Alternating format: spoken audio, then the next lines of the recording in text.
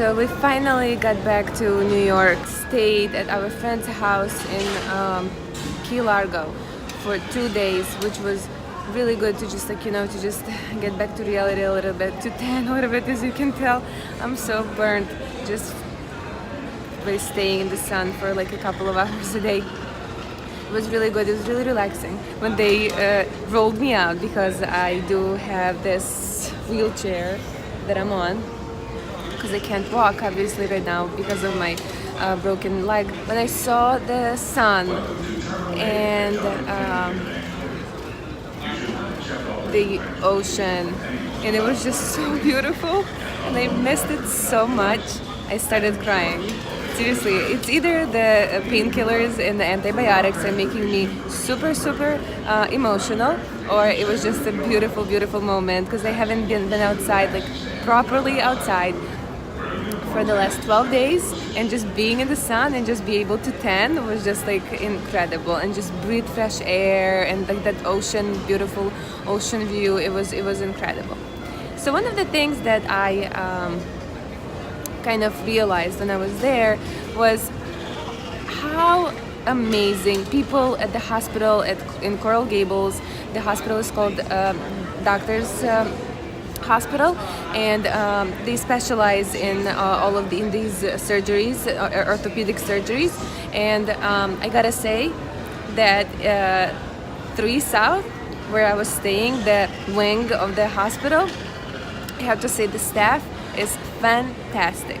Those guys are so amazing. They made my stay so awesome. And you know what? I realized that, you know how it is, how you always, like, you put on different clothes to look good, to show something, to prove something, to look good for the job, to look good for, for your girlfriends, to look good for your boyfriends. And I realized that when I was there in the hospital, I was wearing this hospital gown.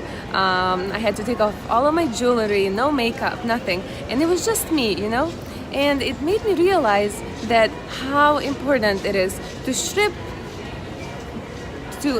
down of all of the things that you have, all of these artificial things that honestly at the end of the day nobody really cares about. And I just kind of realized that after I was there in the hospital, because as I said, I was like, there was no makeup, nothing, there was no pretension, it was just me, and it was just one of the purest, most incredible things to experience. Don't dress up for somebody.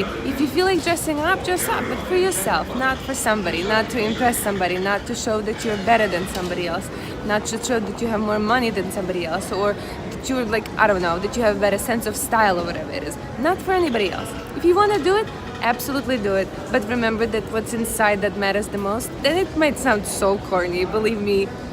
If I watched videos like this, I would be like, oh my god, this girl is so corny. What is she even talking about? And you can accept it, but you can accept it that it's corny, you can accept it that it's silly and stupid, but I just have to say that really, all that matters is what's inside. After staying at our friend's house in Florida, in Key Largo, we got to the airport, and we got to New York right now, to JFK. But obviously that whole trip didn't happen without any adventures. So we obviously had to get a first class seat because of my leg, because if you can see,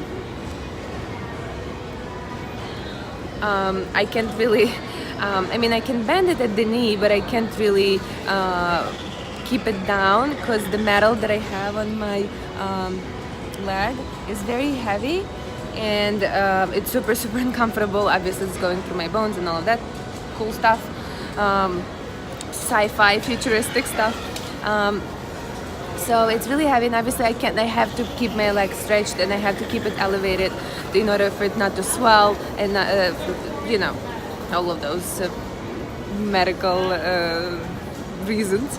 So basically, you won't believe it. People who also had first class paid the same amount of money for that first class. They didn't want to give up their seat. They were saying that they don't want to, okay, so we had, the seat was like 6E, their seat was 3E. So basically it's just 3 rows behind, same same exact price, and it's the same thing. It's just that you have more leg room. Dude, if you look at my leg, like I don't get it. Like how can people be so not compassionate? I don't understand. Like I really don't get it. I don't get it. I honestly hope nobody goes through this. Nobody ever goes through the pain that I am going through, and this whole thing. But you know, you just like when you see somebody with a broken leg and somebody who's asking for help and just like to switch seats, it won't kill you to sit 3 hours on the flight to sit on a seat that doesn't have a few inches of extra of that leg room. So it just showed to me that there's so many different people, compassionate people, people who were at the hospital in Mexico, at the airport in Mexico, people who were really amazing when we were in the hospital, at the doctor's hospital in Florida. But then when we got to the airport in Miami, it's incredible. I was really shocked that people would just look at my leg, look at my situation, and say, no, I'm not gonna switch seats with her. Is that it just completely incredibly crazy concept for me. How can a person be not so sensitive and compassionate? So now we got to the JFK, and the reason why I'm sitting here is because I have this pump that basically is pumping out different, like I don't actually, to be honest with you, I'm not sure what it does, but it's like a vacuum or a pump or something that's connected to my wound, and it's treating it. So we have to make sure to keep it on all the time, and we have a charger for it, and we were charging it when we were on the plane. And because we have so many bags and I cannot carry any bags, unfortunately, and my husband has to take care of all of them, we forgot the charger on the plane. And now it seems like it's really hard for people who work for the American Airlines to just help out. And again, going back to the compassion, and it's really hard for them just to open up an airplane and help out, because this really, like, my wound needs to heal, and it's not like something that I left my, I don't know, water bottle in there, or I don't know, a jacket or a t-shirt or something. This is really, really important. And so my husband right now and our friend are talking to the supervisor, and hopefully they will get that charger. And I just honestly want to go home. I so want to go home. It feels like I cannot get there. I was sitting on the airplane. Obviously my leg wasn't as elevated as it was supposed to. So right now what I did, it was actually a really funny situation. So I was sitting here and I just had my leg on this thing. But it's super uncomfortable. So what I did was like, so my husband went and left me to go find the charger, and like, I don't mind, it's perfectly fine. So what I did, and I have this pillow and a suitcase. So what I did is, like, this guy was just passing by, and I'm sitting here, and I'm like, oh, excuse me, can you help me? Can you move me a little bit so I can put my leg on top of the suitcase?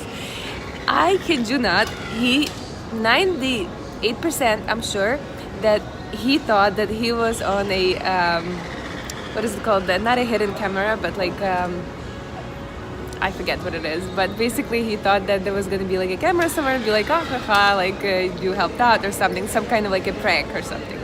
But it wasn't, and he helped me, which was really, really nice.